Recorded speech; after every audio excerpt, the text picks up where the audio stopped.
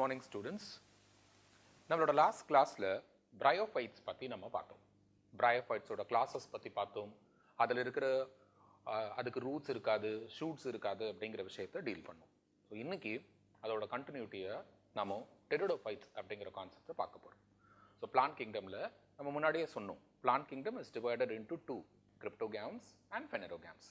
கிரிப்டோகேம்ஸில் ஏற்கனவே நம்ம தாலோஃபைட்டா அண்ட் பிரையோஃபைட்டாவை பார்த்துருக்கோம். இன்னைக்கான செஷன்ல we'll be dealing a concept called as what? Pteridophytes. So இன்னைக்கு நாம Pteridophytesனா என்ன அப்படிங்கிற ஒரு விஷயத்தை தான் நாம பார்க்க போறோம். ஸோ இப்போ நீங்களா ஒரு அசம்ஷனுக்கு வரணும். தாலோஃபைட்ஸ் எங்கே இருந்தது? ஃபுல்லாக வாட்டர்லேயே இருந்தது. பிரையோஃபைட்ஸ் எங்கே இருந்தது? Land and water. பார்த்துருப்பீங்க, it is an amphibians of plant kingdom. இப்போ டெரிடோஃபைட்ஸ் பிளான்ஸ் எங்கே இருந்திருக்கும்? ஃபுல்லாக லேண்டில் இருந்திருக்கும். ஸோ டெரிடோஃபைட்ஸோட கிளாஸஸ், டெரிடோஃபைட்ஸ்லேருந்து எந்த மாதிரியான கொஸ்டின்ஸ் வந்திருக்கு அப்படிங்கிற செஷனை பார்த்துட்டு நம்ம இந்த செஷனில் முடிக்க போகிறோம். So with no further delay இன்னைக்கு நம்ம பார்க்க போகிற கான்செப்ட்ஸ் என்னவா இருந்திருக்கும் அப்படின்னு பார்த்தோம்னா டெரிடோஃபைட்ஸ் அப்படிங்கிறதா இருந்திருக்கும். இதுவும் கிரிப்டோகேம்ஸ்குள்ள தான் வரும். So what are your pteridophytes? Pteridophytes are basically plants which consist of club moss, horsetail and ferns. So Pteridophytes consist of what? It consists of club mosses. Now இத பத்தின டிஸ்கஷனும் நாம வரும். mosses-னா நாம அங்க சொன்னோம் இல்லையா? Bryophytes ஸ்டூடெண்ட்ஸா இருக்கிற நீங்க you should not get confused with all these things, right? இந்த club moss ஓட ஒரு எக்ஸ்பிளனேஷனை once deeper classes-க்கு போகும்போது we'll just let you know. Then it is otherwise called as what?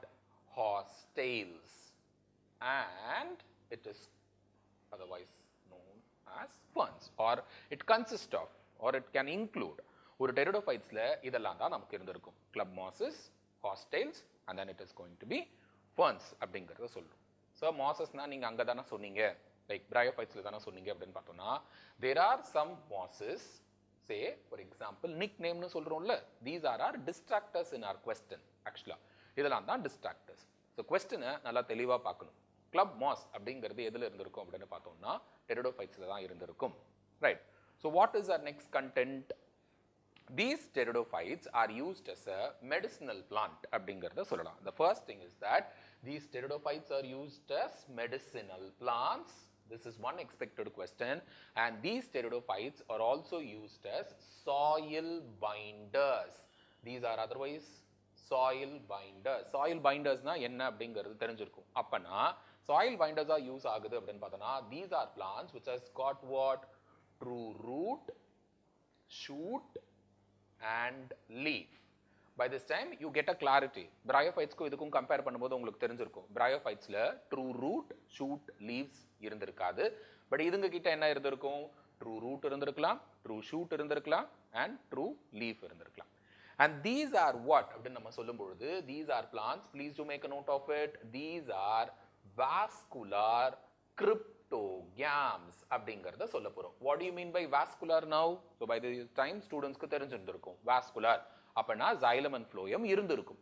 And you can get a technical word is that these are tracheophytes. Sometimes question paperல என்னன்னு இருந்திருக்கலாம்? They are otherwise called as what? Tracheophytes. Tracheophytes-னா என்னன்னு தெரிஞ்சிருக்கும். It has got what? Xylem and phloem, and these are embryophytic. So make a note of all these things. இது எல்லாமே expected questions-ஆ வந்திருக்கு. So இதுவும் cryptogams தான். ஆனா இதை என்ன கிரிப்டோகேம்ஸ்னு சொல்றோம்? vascular cryptogams அப்படிங்கறத சொல்றோம். and இதுங்கள sometimes otherwise question paperல this can also called as what? Tracheophytes. Tracheophytes க்கு அர்த்தம் தெரிஞ்சிருக்கும். it has got xylem and phloem. இந்த particular PowerPoint, இந்த particular content ல இருந்து நமக்கு questions எதுல இருந்து வந்திருக்கு? soil binders questions ஆ வந்திருக்கு. this vascular cryptogams அப்படிங்கிறது questions ஆ வந்திருக்கு. and these are basically called as botanical snakes அப்படிங்கிறதையும் சொல்லலாம். these are basically called as what snakes? Botanical snakes. This is also an expected question what you get. These are basically called as botanical snakes. So please make a note of all these things. So what is our next content? The next content of us is that these pteridophytes are found in cool, damp and shady places. Sir, இதெல்லாம் questions வருமா? கண்டிப்பா வரும். நம்மளோட assertion ரீசனுக்கு இதெல்லாம் கொஸ்டின்ஸா வரும்போது நீங்க duly கேர்ஃபுல்லா இருக்கிறதுக்கான எல்லா வழியும் பார்த்து வச்சுக்கோங்க. ஸோ இது எங்க இருந்திருக்கும்? cool, damp and then moist places, and the expected question is that sandy soilலையும் வளர ஆரம்பிச்சிருந்திருக்கும். ஸோ இந்த மாதிரியான எக்ஸ்பெக்டட் கொஸ்டின்ஸை பார்த்து வச்சுக்கோங்க. இந்த சாண்டி சாயில்ல வளரும் அப்படிங்கிற விஷயத்தை நம்ம பிரையோஃபைட்ஸ் கிட்ட சொல்லவே இல்லை, ரைட்? இந்த டெரிடோஃபைட்ஸ்ல தான் நாம இதை தெளிவா சொல்லியிருந்திருக்கோம். And this can also be an expected question. இங்க பாருங்க, you may also recollect, நம்ம பிரையோஃபைட்ஸ் பார்த்தீங்கன்னா தெரிஞ்சிருக்கும் that the dominant phase was what? Gametophytic. நல்லா பார்த்துக்குங்க. You may recollect it. Bryophytesல எது predominant ஆயிருந்தது? Gametophytic generations predominant ஆயிருந்தது. So நீங்க if you just recollect the videos of the classes of our bryophytes, அதுல தெளிவா சொல்லியிருந்திருப்போம். Bryophytes is dependent on gametophytic generations, right? What's the next thing is there? நம்ம முன்னாடியே சொன்ன மாதிரி your pteridophytes is the main plant body is going to be what? Sporophytic generation. So இதுல எது predominant ஆ இருந்திருக்கும் அப்படினு பார்த்தோம்னா sporophytic predominant ஆ இருந்திருக்கும். And this has got true root, shoot and leaves. இத தான் நம்ம முன்னாடியே சொன்னோம். This has got what? True root, shoots and leaves. So once you are comparing with bryophytes and pteridophytes, bryophytes பொறுத்த வரைக்கும் என்ன? அதுல gametophytic generation dominant. இதுல என்னவா இருந்திருக்கும் அப்படினு பார்த்தோம்னா sporophytic generations dominant, and இதுங்க கிட்ட well differentiated vascular tissues இருந்திருக்கும். Please do make a note of it. Well differentiated vascular tissues. ஒரு சயின்ஸ் ஸ்டூடெண்டா vascular tissuesனா என்னன்னு தெரிஞ்சிருக்கும். இதுங்க கிட்ட xylem and phloem நல்லா டெவலப் ஆயிருந்திருக்கும். இத தான் நாம tracheophytes அப்படிங்கறத சொல்றோம், right? So what is our next idea? How about the stem of that? How about the stem அப்படின்னு நம்ம சொல்லலாம். இதுல stem எந்த மாதிரியான ஹைரார்க்கில இருக்க போகுது?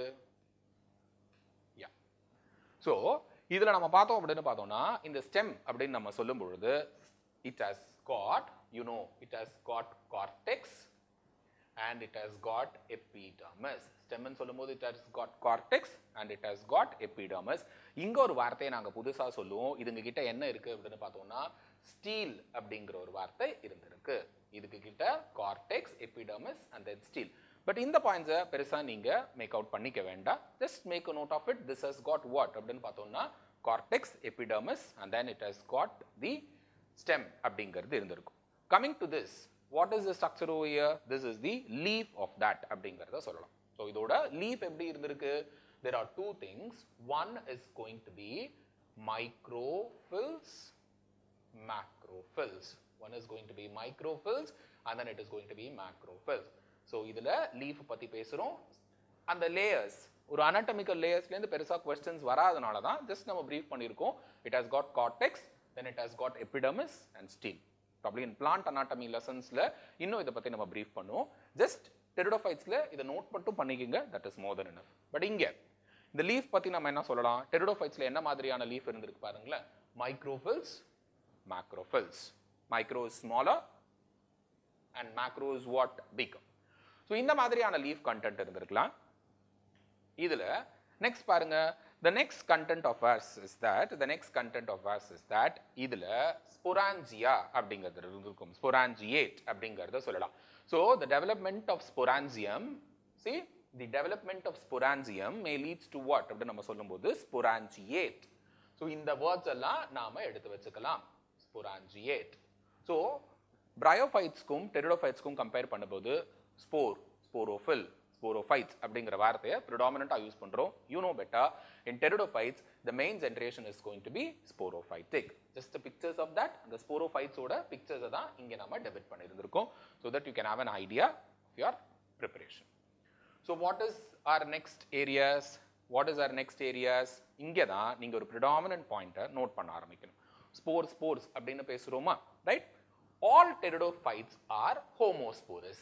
This is an expected question where you are supposed to get. All pteridophytes are homosporous. Make a note of it. நிறைய வருஷம் NEET exams questionsல இது வந்திருக்கு. எல்லா pteridophytes, முக்காவாசி pteridophytes homosporous தான். But there are some species which is going to be what அப்படின்னு பார்த்தோம்னா heterosporous. Please do make a note of it. Yeah, this is an highly expected question. ரொம்ப எக்ஸ்பெக்டடா உங்களுக்கு வர ஆரம்பிச்சு வந்திருக்கும். எல்லா முக்காவாசி pteridophytes homosporous இருக்கலாம். But Selaginella and Salvinia அப்படிங்கிற ரெண்டு pteridophytes மட்டும்தான் heterosporous இருந்திருக்கும். This is again an expected question. Yeah? The questions, what you get is that it is going to be Selaginella, yeah, and Salvinia. இது ரெண்டு மட்டும்தான் heterosporous. 99% pteridophytes வர ஒரு expected NEET question அப்படின்னா கண்டிப்பா இதை சொல்லலாம். என்ன?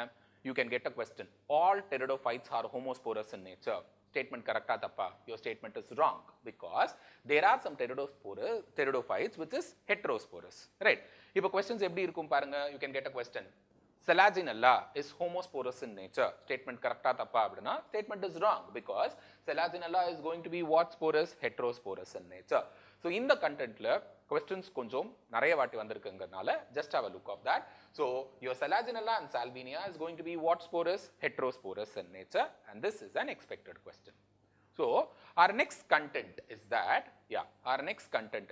இங்க நம்ம முன்னாடியே சொன்னோம் இல்லையா, இதுங்க கிட்ட distinct structure of cones இருந்திருக்கும் அப்படிங்கறத சொல்லலாம். It has formed distinct structure of cones. Conesனா நீங்க ஒன்றும் குழப்பிக்க வேண்டாம். So cones அப்படின்னு நம்ம சொல்லும் பொழுது இதுலயும் நாம strobili அப்படிங்கிற வார்த்தையை யூஸ் பண்ணுவோம். Cones or strobili. Yeah? Just have a pictures of that. So it has got distinct அப்படிங்கறத சொன்னோம். அந்த ஸ்போரோஃபில்ஸ் எப்படி இருந்திருக்கலாம் அப்படின்னு பார்த்தோம்னா distinct shapeல இருந்திருக்கும். அந்த ஸ்போரோஃபில்ஸ்னா by this time என்ன அப்படிங்கிறது தெரிஞ்சிருந்திருக்கும். நிறைய வாட்டி நம்ம use பண்ணியிருந்திருப்போம். The sporophils is going to be what அப்படின்னு பார்த்தோம்னா distinct அப்படிங்கறத கொடுத்திருந்திருக்கும். So இந்த strobili or cones predominant எதுல இருந்திருக்கலாம்? Predominant எதுல இருந்திருக்கும்? It will be in a plant called as equistem. Yeah? It will be in a plant called as equistem அப்படிங்கறத நாம சொல்ல போறோம். So this is one expected question what we get. So it has got distinct cones. எல்லாத்துலயுமே ஒரே மாதிரி இருந்திருக்காது, வேற வேற டைப்ஸ்ல இருந்திருக்கும். So coming to our next content is that again இங்க பாருங்க, in your pteridophytes itself the male reproductive part is going to be antheridia. இத நம்ம பார்த்துட்டு இருப்போமே, antheridia is going to be the male reproductive part and the archegonia is going to be the female reproductive part. See, pteridophytes-க்கும் இதுக்கும் same தான். Antheridium is going to be the male and archegonium is going to be the female part of that. Right? So, this is male and this is going to be what? Female part of that. So, இங்கேயும் note பண்ணிக்கங்க. This also needs water for its transfer. Bryophytes எது தேவைப்பட்டது? Water தேவைப்பட்டது. இதுக்கும் எது தேவைப்படும் அப்படின்னு பார்த்தோம்னா water தேவைப்பட்டிருக்கும். So the male and female, male is antheridia and the female is going to be archegonia. You can just have a look of this. And this also need what for its fertilization? Water for its fertilization. Coming to the next content, what we can say is that these are the organs. Yeah, we have some pictures over here. We have some pictures of that. So these are pteridophytes which is basically என்னவா இருந்திருக்கும் அப்படி நம்ம சொல்லும் பொழுது this have the various spores which I told you. These are of various spores and this spores are of homosporous as well as heterosporous in nature. So these are some pictures of the leaves which I have depicted over here. These are the pictures of some leaves which we have depicted over here and these leaves probably and this are the contents which are supposed to keep it in mind. And இந்த இடத்துல எல்லா பாயிண்ட்ஸும் நீங்க recollect பண்ணணும்னா எதெல்லாம் recollect பண்ணிக்கலாம்? சிலது ஹோமோஸ்போரஸா இருந்திருக்கும், சிலது என்னவா இருந்திருக்கும்? ஹெட்ரோஸ்போரஸா இருந்திருக்கும். அந்த பாயிண்ட்டை நாம ரீகலெக்ட் பண்ணிக்கலாம்.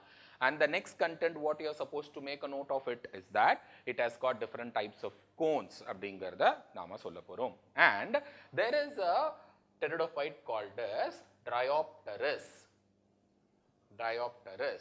இது கிட்ட rhizome like stem இருந்திருக்கும். It has got what like stem? Rhizome like stem இருந்திருக்கும். So இதிலும் ஒரு expected question. So இங்க நடுவுலயே எக்ஸாம்பிள் சொல்லும் போதே நிறைய பிளான்ஸ் பத்தி பேசிட்டு இருக்கோம். Pteridophytesல equistem பேசுறோம், Selaginella பேசுறோம், Salvinia பேசுறோம், Diopteris அப்படிங்கிற பிளான்ட் பத்தியும் பேசுறோம். So இது எல்லாத்தையும் சைடு பை சைடு எக்ஸாம்பிள்ஸா நோட் பண்ணி வச்சுக்கோங்க. So as far as this Diopteris is concerned, இதுக்கு கிட்ட என்ன மாதிரியான ரூட் இருந்திருக்கா? Rhizome மாதிரியான stem இருந்திருக்கு.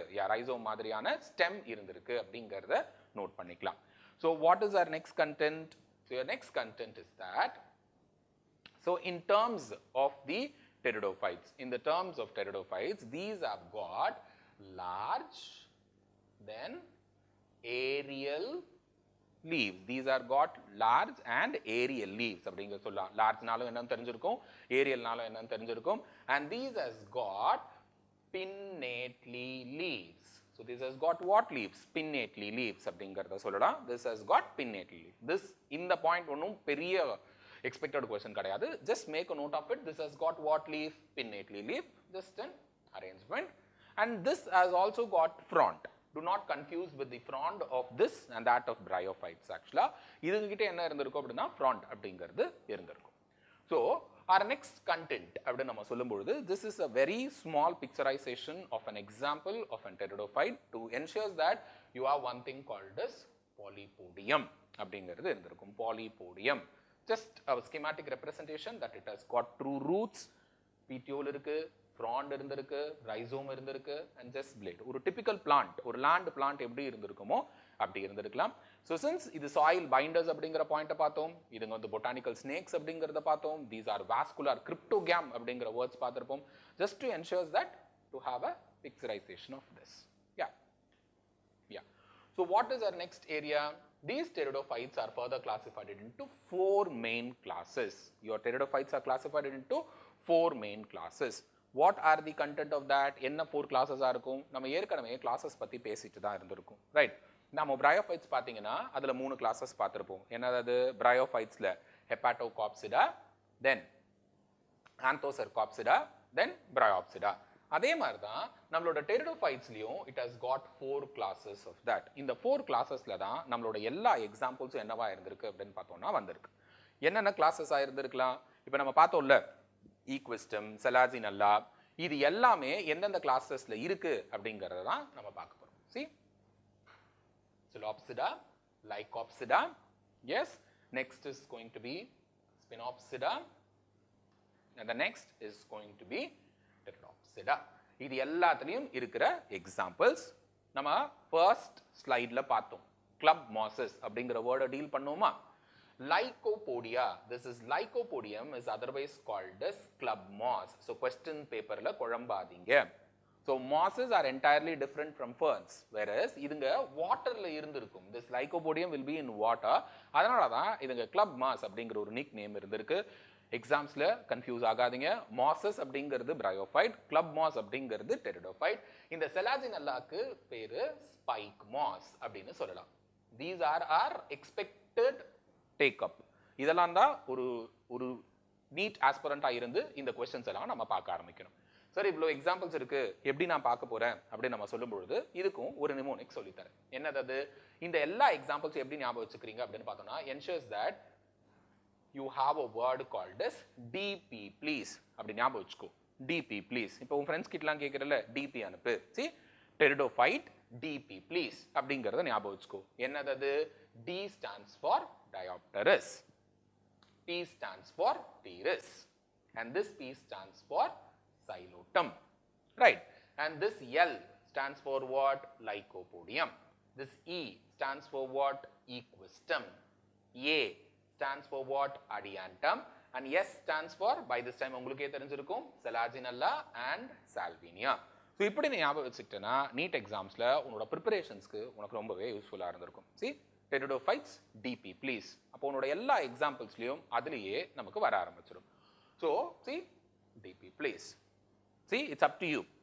இப்படி வச்சு இதெல்லாம் ஞாபகம் வச்சுக்கிட்டாலும் சரி, இல்ல இந்த வேர்ட்ஸ் மட்டும் ஞாபகம் வச்சுக்கிட்டாலும் சரி. So once நீங்க ப்ரிப்பேர் பண்ணும்போது உங்களோட நோட்ஸ்ல இந்த மாதிரியான நிமோனிக்ஸை எழுதி வச்சுக்கோங்க. So that preparations-க்கு it will be useful. So இதுலயே நம்ம சில எக்ஸ்ட்ரா பாயிண்ட்ஸ் கொடுத்துட்டோம். Lycopodium is club moss. This is called as spike moss. And this one, yes, this Adiantum is basically called as walking fern அப்படினு சொல்ல போறோம். Adiantum is basically called as walking fern, right? And is that your Diopterus and Pteris, it is used as an anti-helminthic drug அப்படினு சொல்லலாம். Anti-helminthic drug. Anti-helminthic னா என்ன அப்படினா, by this time zoologyல படிச்சிருப்பீங்க, helminths, right? Tapeworm, roundworm, அந்த infectionsக்குலாம் இத நாம use பண்ணிக்கலாம். So this is again an expected take up for you. Right. Same like that, your equistum is otherwise called as a living fossil. So zoology ஏற்கனவே படிச்சிருப்பீங்க, what is a living fossil அப்படிங்கிற ஐடியாவும் உங்களுக்கு இருந்திருக்கும். So with this we have completed pteridophytes.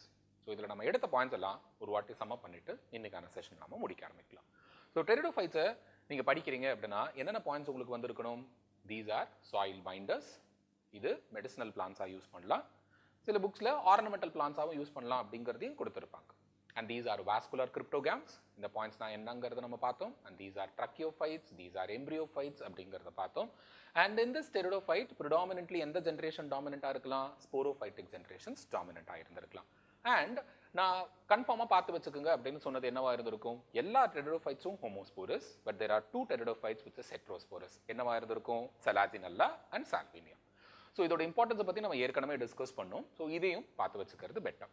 And இந்த Salaginellaவோட pteridophyteஸோட leaf பற்றி பார்த்தோம். We discussed about the rest of the properties and we discussed about the classes also. அந்த கிளாஸஸ்லையும் இருக்கிற pteridophyteஸோட எக்ஸாம்பிள்ஸை எப்படி ஞாபகம் வச்சுக்கிறதுன்னு ஒரு நிமோனிக்ஸை சொன்னேன். DP ப்ளீஸ் ஞாபகம் வச்சுக்கோங்க. So DP please.